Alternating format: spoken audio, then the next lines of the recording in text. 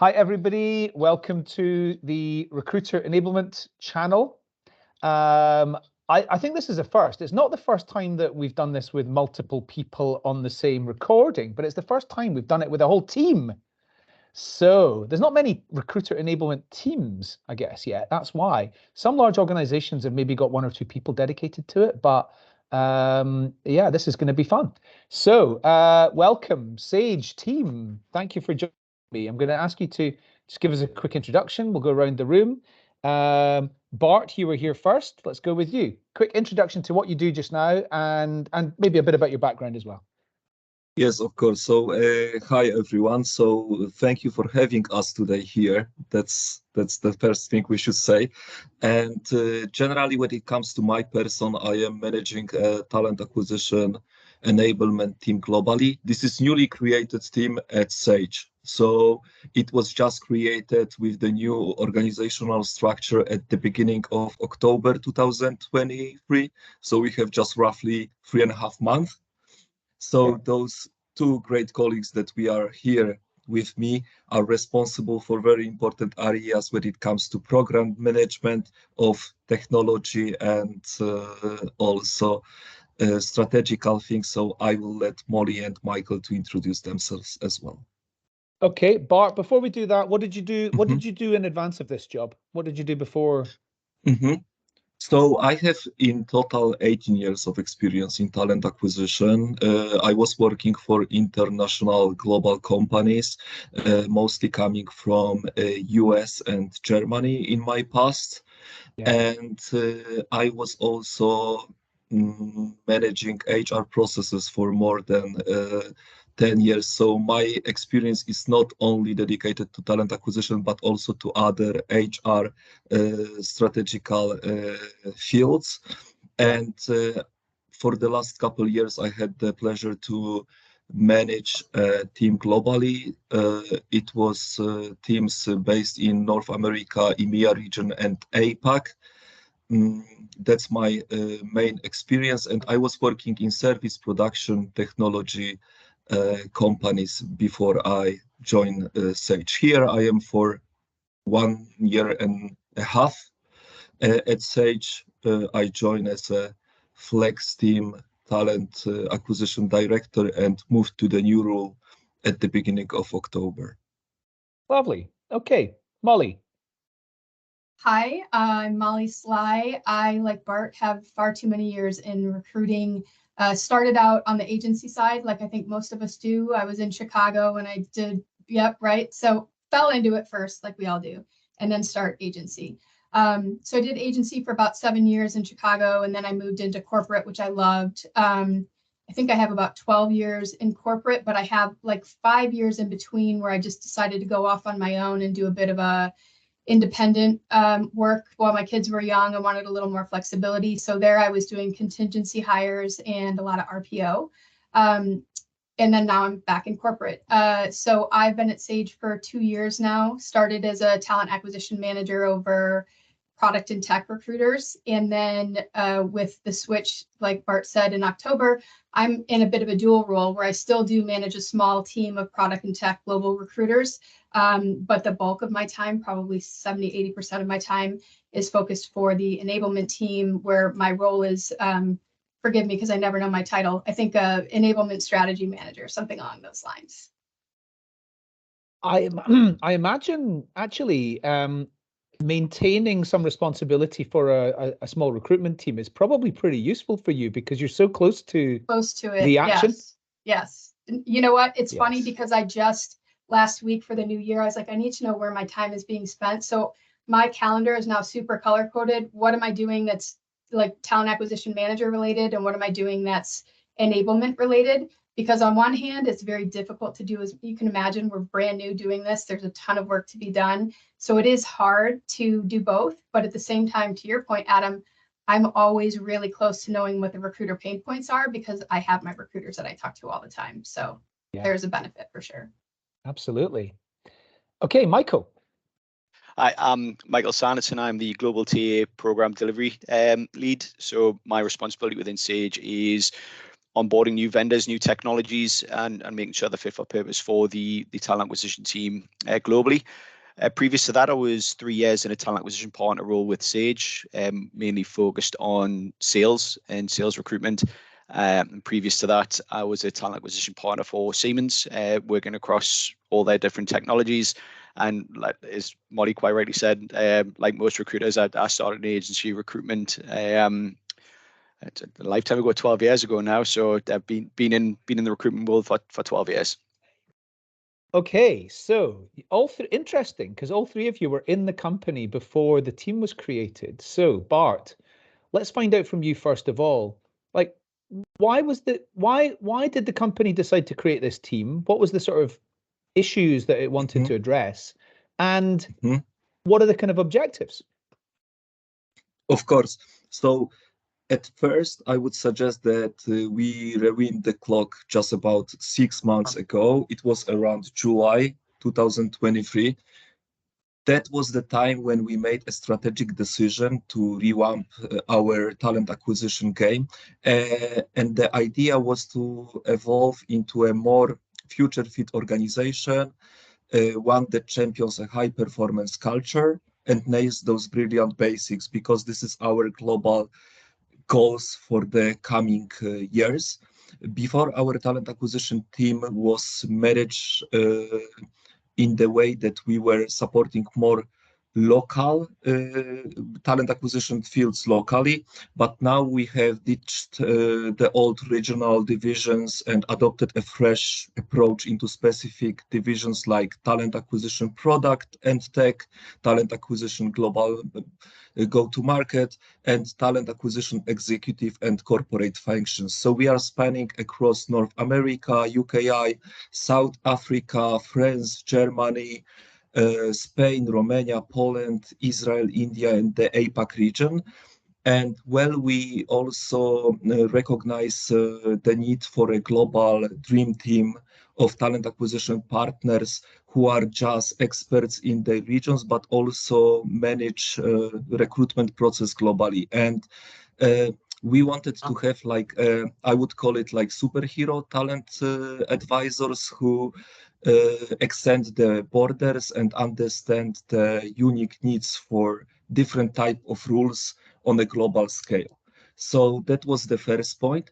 And also our goal, I believe it's crystal clear, because we want our talent acquisition partners to be strategic powerhouses, authentic talent advisors, who are armed with killer business acumen skills, I would call it.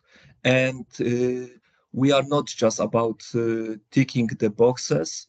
What you can observe in some areas sometimes, that talent acquisition partners are becoming more administrative talent acquisition partners and more like operating ones, but we are actively shaping the global talent landscape, and it's our goal. And when I think about our past to be able to achieve our goal, there was also a clear need to bring talent acquisition enablement team as a part of the new talent acquisition operating model. And new structure was effective from October 1st, 2023, what was already mentioned. And enablement team was brought with the idea to help to achieve our team goal. So to help our talent acquisition partners to become a global talent acquisition advisors. And what is truly exciting is that we are not just throwing around the HR general jargon, but we are bringing in tech policies and sprinkle of magic to simplify things. We want our hiring processes really to be smooth and to have a smooth ride. We want to bring in the creme de la creme of talents in our organization. And we are also on the mission to fulfill our DEI and company goals. So diversity, equity, inclusion are not just buzzwords for us, but they are fundamental parts of who we are as a global team. And what I would also add when I'm thinking about enablement team and our idea to have this team into organization, we are not just about the big pictures, but our talent acquisition enablement team is the secret sauce, I would call, behind the scenes, ensuring that all our colleagues globally are armed with the essential tools, be it market analysis, tailored made reports, project management support, playbook insights, comprehensive trainings, or, for example, streamlined process improvements.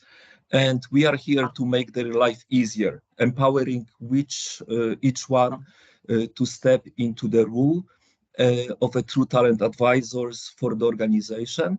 And when it comes to the goals and our aims, so when we talk about the coming 2 years, it's about building brilliant basics for sure, and turning standardization into an art form.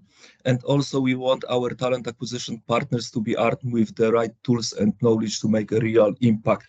And what it's also important, and what we are discussing internally as talent acquisition team, that we also bring in a culture shift. So it's not just about what is on paper, but it's all about the skills. So we are also shifting towards skills-based interview, because let's face it, that's what really matters. And it's about finding the perfect fit for a job, not just about someone who looks good on the paper. So our mission, we are on the mission right now to make our talent acquisition dream team a force to be successful globally. It's about efficiency, effectiveness, and sprinkle of brilliant basics, I would say. I mean, there's so many things to follow up on in terms of that. But what, yeah, I don't know where to start. There's one specific thing that I want to talk about. You talked about the concept of standardization as an art form. Yes. And I want to link that with, you've led global teams for a long time. Mm-hmm. Standardization, global. There's often a lot of differences between Europe or North America or Yes. Asia Pacific, for example. Mm-hmm. So Yes. how do you think about that? Yes, so generally we would standardize what is possible to be standardized and what will be bringing the additional value to the business. So I believe that what needs to be taken into consideration, what the best should look like, and we should, let's say, standardize our process in the way that they will be fulfilling their main goal. So we'll be supporting business partner and the business to be efficient or particular markets. So, okay, standardization, it's okay, but also those small regional aspects needs to be taken into consideration. This is what we do at any steps as enablement or talent acquisition global teams. It means that, for example, if we will be implementing the new way of managing the number of recruitment steps, we need to take into consideration that in some countries, specific countries, when, for example, there is more collective culture, the number of recruitment steps might be a little different that, for example, in United States or UK market. The type of questions that we will be raising to the candidates needs to take into consideration also the local culture differences. So we will be standardizing, but still there will be all the time some regional specifics that help us to fulfill our goal, which is just to bring the best talent into organization. So we really understand that this is like very important to have it in mind when bringing some standardization into organization. Let's globalize it, let's standardize it, but also let's look at the local specifics. Don't forget about them. Yeah. Okay. I think one thing I would add there is, I feel like we're kind of doing it in two different ways. Number one, we just have turned our entire team to be global. So we've got recruiters in the US that are recruiting in the UK or Spain or wherever. And we've got recruiters recruiting in locations where we don't have a recruiter for them to go to and say, well, what kind of messages do candidates want? And do people want to talk to me on the phone, or do I have to send everything in English, or do I have to put it into a the language, I put the notes in, have it, converted to German, and then I send the email in German. Yes. So what we're doing right now is trying to come up with a global standardized process that can work for most of us to follow like the base process. But then we also are breaking down our locations into 2 different phases of where do we need help the most? Where do we need to know how to recruit? For example, Romania, France, Spain, some of these locations. So we've been going and interviewing recruiters and HR folks in those areas at Sage to find out what are the legalities, what are the laws, how, what's the, the culture, what should our messages look like? So we're going to have a playbook for each location. So the recruiters will have a global standardized process, but then they're also going to have this cheat sheet of, hey, you're recruiting in Romania. They like to be sourced. It's a thing where they don't do a whole lot of applying, but if you source them, they're going to respond. So it's, there's all those little things. How do we look in this area? People know us to, is Sage going to be an easy sell or a hard sell? So we're coming up with those sort of, regional playbooks for each location as well. Very interesting. I didn't know that about Romania. So that's was that just an example, or that's a real thing? No, that's what I've heard from our HR person and 2 different recruiters, that it's I'm not going to be able to think of the right word, but come and get me. Not ego, but you know what I mean? But like, they don't want to, if you reach out to them, they're probably actively looking, but they're not actively applying for roles. So, and maybe not in all, across all positions, but for certain positions like tech roles, et cetera, they don't do a lot of applying. And I did hear that from our HR person who sits in Romania. I think this is a little bit the opposite in Germany, where I don't believe people in Germany like being approached about jobs. I think it's a little bit different, but I might be wrong about that. I think it's different there. They definitely don't want to be called. I know that about German. Don't ever call them. Always send an email first, and especially in Germany, don't email them at work. Yes. If it's not a personal email, don't send it. So we're learning all these interesting tips and tricks and putting them so that the recruiters really know how to connect with people too, because ultimately that's their job, is to build those connections. Molly, you've led teams of recruiters filling jobs for quite a long time. And what was it about getting involved in this? You've also done lots of different projects and things like that alongside, but this is a bit more of a formal sort of thing that you're doing now. So what was it about stepping into this that was appealing to you? Well, I'll tell you, I'm kind of an enablement geek. Like I've been researching enablement for probably the last year and a half or so. And we didn't have it, and nobody had it, as you know. So like I would find like Holland McHugh, and I reached out to her blindly one day and just said, hey, can I pick your brain? And Stephanie, I think Basinger, after she did your interview, I was like, can I pick your brain? So and then it just was crazy that we were doing this, that we were going to have this organization. So of course I raised it immediately before they even had a chance. So since 2006, I think I've just had a fix it mentality, and it may be because perhaps I have like an underlying laziness where I just want to do more with less and be as efficient as I can, and just work smarter, not harder. So yeah, since 2006, when I was getting in LinkedIn and training recruiters in LinkedIn, and then going to conferences and training them on what I learned at those conferences. And even I think I did some Zig Ziglar training and AIRS certification back 100 years ago. So it's just kind of been my mindset. And then anytime I get a new job, whether they like it or not, I'm questioning our process. And well, it took me 25 clicks to do this. Can we fix that? Or why do we have to go through these approvals? Why can't we do it this way? So I think it's just a bit of a triage fixer mindset.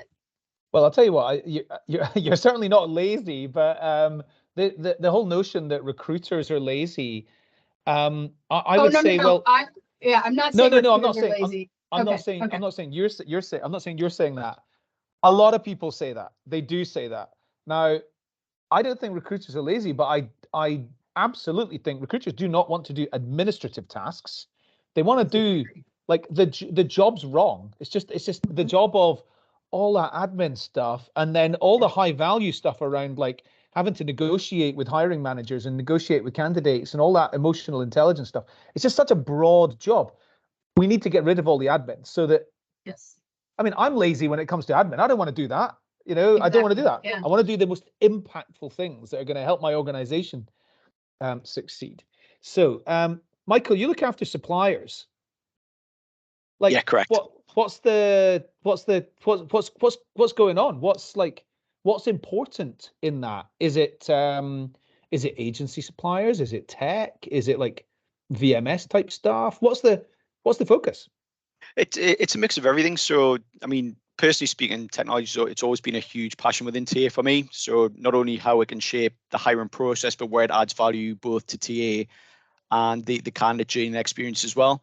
And with technology, it's almost changed along with how the talent acquisition partner and the recruitment landscapes changed over the last 15 years. So if we think about recruitment 10 years ago, it was about finding that candidate for that position, whereas now it's moved into increasing demand for location strategies, attraction strategies, DEI strategies, reporting on things like your recruitment funnel, and all of that impacts the actual recruiting of the candidates. As you say, it's those admin tasks that nobody really wants to do, but the business wants to see the data behind certain things.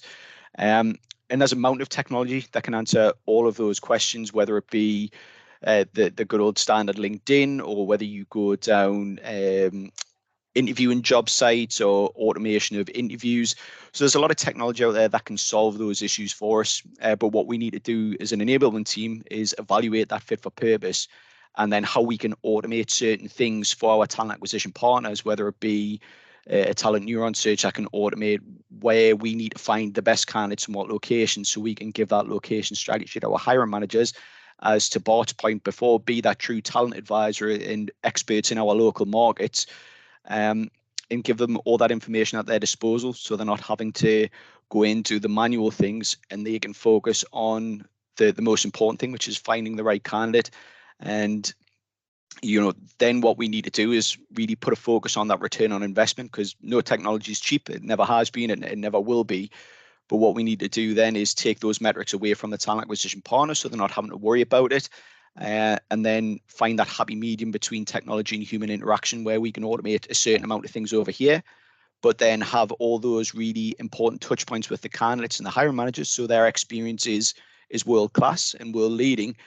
But we can then show the business from a cost perspective how this has impacted our cost per hire and why this is great value, or certainly look at those technologies that haven't been and look for alternatives. So it's a full 360-degree role encompassing all the different parts from technology and human interaction.